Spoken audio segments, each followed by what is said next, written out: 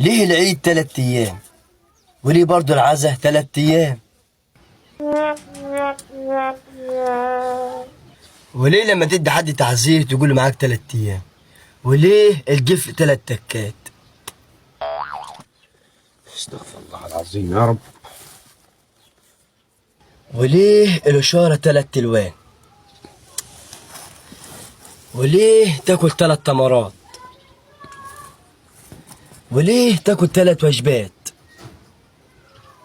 وليه الطلاق بال3 ما يكونش بال4؟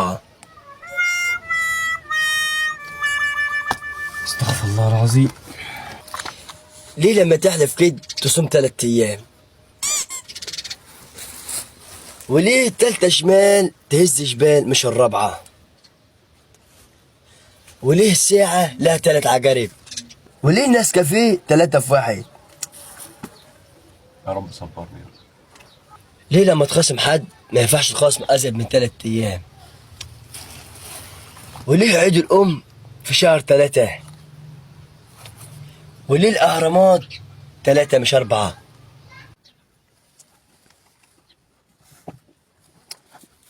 طب ليه لما الواحد يكون في سباق يقول عد لحد 3؟